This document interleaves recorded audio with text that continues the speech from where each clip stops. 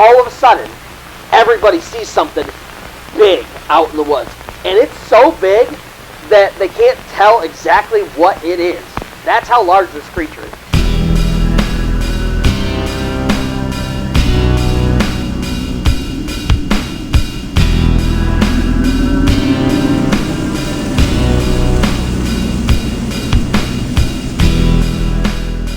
So, once again, you found yourself at the campsite of the Orator. But please, pull up a chair. As you can see, my fire is stoked, which means tonight, I have another tale to tell.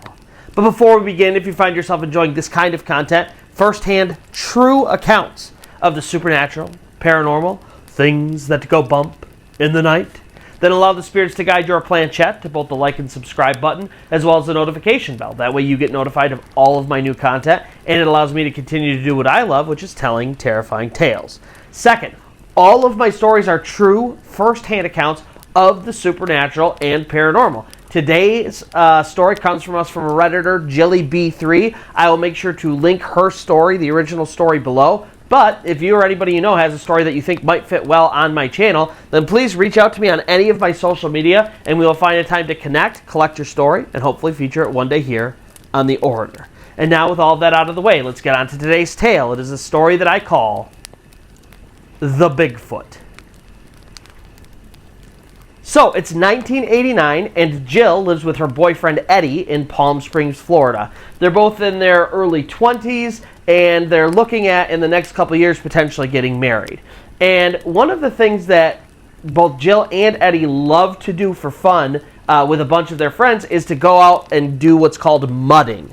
Now, if you've never been mudding before, basically, it's where you go out into either these designated areas that are specifically for it, or you could just go and find trails and stuff like that, but it's basically an area where it's all covered in water and mud, a large area, and you take a big vehicle, typically either a truck, nowadays people use an SUV or even a Jeep, and you just drive around through the mud. You splash through these giant puddles, you see how deep these puddles can go and how hard you can get pushed through them, and you try not to get stuck, and everybody gets really muddy and gross and dirty. And honestly, if you've ever been, it's a ton of fun. Everybody has a lot of fun and they enjoy it, and it's pretty harmless as long as nobody gets stuck permanently. And so one day, Jill and Eddie and Jill's sister Angie and then 6 of their friends, so there's 9 total people, pile into Eddie's pickup truck. Now, this is back in 1989, long before the regulations were as serious as they are now, and this is in kind of a country area of the Palm Springs area that they're going to. They're actually going to a specific place called the Royal Palm Mud Flats, and they're basically designed for mudding. I mean, this is what people go out there to do. They go out to these giant flats that are covered in mud, and they just barrel across them in these big vehicles. And Eddie, he has this big 4x4 old truck. It's got 4-wheel drive, and this thing is a powerhouse. But this is back in 1989 where they built these frames out of really, dense, heavy steel. So this is a big monster of a truck. And so Eddie gets in, and he's the driver. In the middle seat is Jill, and then next to Jill is Eddie's best friend. And then everybody else, Angie and the other 6, all of them pile into the back of the pickup truck. And they drive out to this area. And basically for the whole day, they just have a blast out there. They're driving through the mud, everybody's getting dirty and laughing and having fun. And in fact, they end up having so much fun and staying out there so long that they realize by the time they're kind of finished and thinking about wrapping up, everybody else has gone home and the sun is basically already set. So we're talking, it's the middle of summer and it gets dark pretty late. So we're already talking like 9:30, 10 o'clock at night when they finally decide to wrap things up and head home. Everybody else is gone. So they exit the mud flats, but then they have to, of course, stop and clean themselves off a bit and make sure everything's good and make sure everything's packed and everybody's safe and secure. And then finally, they end up heading out. And honestly, by the time they ended up leaving this whole area and getting on the road, we're talking like 11:30 at night. And so they're driving down these back roads, and it's all dirt, and they're surrounded by woods, and nobody else is anywhere near. Not on the road. They don't see any lights, no other people. There's no houses. There's no buildings. I mean, they're truly, these mud flats are a long drive away from any kind of civilization. And as they're driving, Eddie's lights illuminate this pothole on the road. And he kind of looks at Jill, and he looks at his best friend, and he's thinking, one last hurrah, we're going to splash through this giant pothole that's filled with water on the way home. It'll be fun. The people in back will probably get wet and get splashed. They'll think it's hilarious. And it's just kind of like one last thing on our trip home. And so sure enough, he centers his vehicle on it. He hits the gas, and they slam into this pothole. But it's way deeper than they were originally expecting. And so his tire didn't just go down and dip into it and come back out. It slammed down into this hole, and the truck did not move. It got completely stuck. But there are 9 of them. And so they're kind of thinking, all right, we'll just get out and push this truck out. And so Eddie, he hops out. His best friend hops out. Everybody else piles out of the back of the vehicle. And Jill moves over to the driver's seat. Now, it's a very specific reason why Jill decided she was going to steer and hit the gas and drive them out while everybody else pushed. And that was because Jill was very pregnant. She was about 7-8 months pregnant. And so she was very much showing, and she was going through all of the morning sickness and the heavy symptoms of being pregnant. And so she's in the driver's seat. Everybody else gets out and around this vehicle, and they push. And this truck does not budge at all. It's like Jill can do whatever she wants. She puts it in first gear. She hits the gas. She goes slow. She tries to go fast. They push from different angles. They go all around the truck. They switch positions. They take breaks. And for hours, they tried to push this truck out of this pothole, and they just could not do it. And so, they start, by the time they get stuck and they start pushing, it's like midnight. And for literally 5 hours, they are doing everything they can to get this truck out of this pothole, and they just can't do it. And there are no other vehicles that traverse this road because it really only goes kind of the mud flats, and nobody's going out there in the middle of the night. And so somewhere around 5 a.m., after having tried every single thing that they could possibly think of to get this truck out and not being able to do it, they just decide, you know what? Let's just fall asleep here for a few hours in the truck, and eventually somebody is going to have to go by to these mud flats. And when they drive by, typically speaking, they're a giant vehicle, they'll be able to hook us up and tow us out. And so that's what they do. All of the other people pile into the back, and Jill slides over to the middle. Eddie gets back into his seat in the driver's seat. His best friend gets in on the other side of Jill, and then they all just try to sort of settle down. Now, this is, Florida, and it's Palm Springs, Florida, so it's quite warm out, even though it's kind of the middle of the night, early morning. And so they don't worry about blankets or safety or anything like that. It's just really a matter of comfort. There's all these people jammed into the back of the pickup truck and the cab, and there's 3 people in the front, and they're just shifting and trying to get comfortable. It's just taking a long time to actually fall asleep, even though they are pretty exhausted.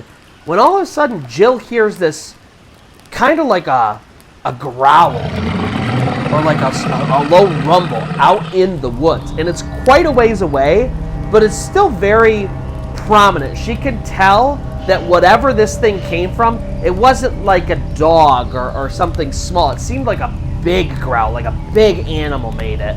And all of a sudden, she goes from being tired to being totally alert and awake and pretty scared. And so she tells everybody, shh, shh, because everybody else are kind of shifting around. Everybody's still, whispering and stuff, trying to get to bed. And so she silences all of them, and she's just like, listen. And so everybody listens, and once it's quiet, everybody can hear it. And not only do they hear it, but they start to hear it getting maybe a little bit louder, but certainly more aggressively. This thing is not happy that they have dialed in on it. And so they're all whispering and freaking out and trying to see, but this is 5 a.m. The sun is nowhere near about to rise just yet. It is dark out, and they can't really see anything. And so they're trying to peer into the woods, but to no avail. And then Eddie remembers he's got a pretty big light. And so he pulls this light out, and it's one of these lights. It's so big, you have to plug it into the cigarette lighter section of the vehicle. And so he plugs it in, and he turns the light on, and he's shining it out in the woods. And all of a sudden, everybody sees something big out in the woods. And it's so big that they can't tell exactly what it is. That's how large this creature is. But the other problem is it's moving fast, and it's sort of like moving in between the trees and hiding in between trees. And so they're all screaming and freaking out and trying to figure out what this thing is. And then all of a sudden, Eddie, he's got the light kind of right by this thing, and then that happens. This thing stands straight up from behind this big shrub, and it just... And everybody starts screaming and freaking out, especially Jill, because what she is looking at right now is something out of everybody's worst nightmare. They're legends. I mean, people have been talking about this thing for time out of mind, because what she is staring at is unequivocally a Bigfoot. She can think of no other explanation for what she's looking at. This thing is 9 feet tall, and it is in full glow of this giant flashlight. There is nothing obscuring it. They're looking at this thing. 9 feet tall. Looks kind of like a person covered in hair. She said it wasn't fur. It wasn't like a bear fur or anything like that. She said it looked like hair. It was thin and straight and just looked more like human hair than any fur she'd ever seen on any kind of animal. But it was matted and gross and muddy. And, she is very pregnant. And one of the major symptoms of being pregnant sometimes is that you get this really intense sense of smell. It really heightens it for a lot of women. And so she is not only able to see this thing, but even though it's really far away, she can smell this thing. And she said it smelled sour and rotten. And it's screaming at them. It's growling at them. It's yelling at them. And Eddie, he is freaking out, and he's got this light, and all of this happens in a matter of a couple of seconds. He's got the light shined on this thing, and then all of a sudden the Bigfoot literally jumps out from behind the bush that it's on, slams to the ground, and starts charging their truck.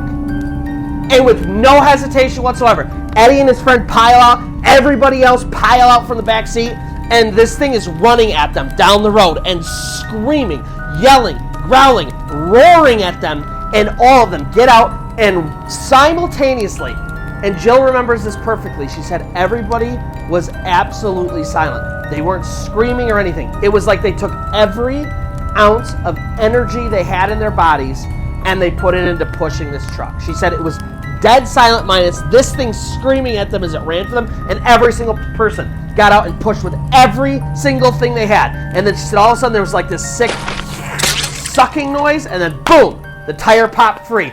And no sooner did it pop free than Eddie jumped in the car, fired it up, slammed that truck into first, and they started flooring it out of there. And Jill, she turns around and she's watching out the back of this truck's window as they go flying by this creature, this Bigfoot, and it turns and it gives chase. And this thing is 9 feet tall, and it is huge. It's got these long legs, and it is barreling at them. And so all of a sudden Eddie, he goes from being first gear, trying to kind of be a little bit careful because they're surrounded by woods and this is a dirt road and he can't see cars that might potentially be coming, and it's got all of these turns and he doesn't want to get stuck again or crash or any of this stuff. But this Bigfoot is literally gaining on their truck. And so Eddie throws caution to the wind and he starts driving as fast as he can down these roads. And Jill slowly watches as they start to finally outpace this creature.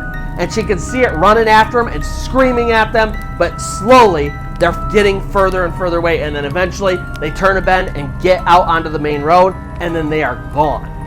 And they all fly down to this gas station, and they get out, and they literally just take a few minutes to breathe and to calm themselves. And they're all looking at each other, but nobody says anything. It's like they know what they saw, but none of them can believe it. I mean, this is a creature that everybody talks about as the thing.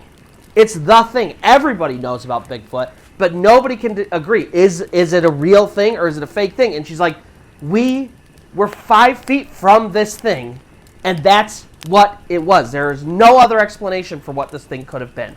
But none of them want to talk about it. And Jill said, for the next 20 years, they didn't talk about it. Nobody. Until finally, one day, Jill opened up to her sister. She said, I know this is a long time ago. Do you remember this? And so, as it so happens, they all get together one night, and they decide to finally discuss what had happened. And Jill said, It's 20 plus years later. They're all much older now. And all of their stories were virtually identical. Nobody had fantasticalized anything. It was exactly what had happened. They all remember seeing the creature. They explained it the same way. And Jill says, even now, there's all this skepticism out there, but she'll never forget the time she saw the Bigfoot. And so that's going to do it for today's story. If you found yourself enjoying this story or any of the others on my channel, then please allow the spirits to guide your planchette to both the like and subscribe button, as well as the notification bell. That way you get notified every time I upload new content, and it allows me to continue to do what I love, which is telling terrifying tales. Second, of course, all of my stories are firsthand, true accounts of the supernatural and paranormal. Today's story comes from Jilly B3. I will link her story below. But if you or anybody you know has a story that you think might fit well on my channel, please reach out to me on any of my social media. We will find a time to get together, collect your story, and hopefully feature it one day here on the Orator. And so until next time, where you'll pull up your chair, my fire will be stoked, and I will have another tale to tell.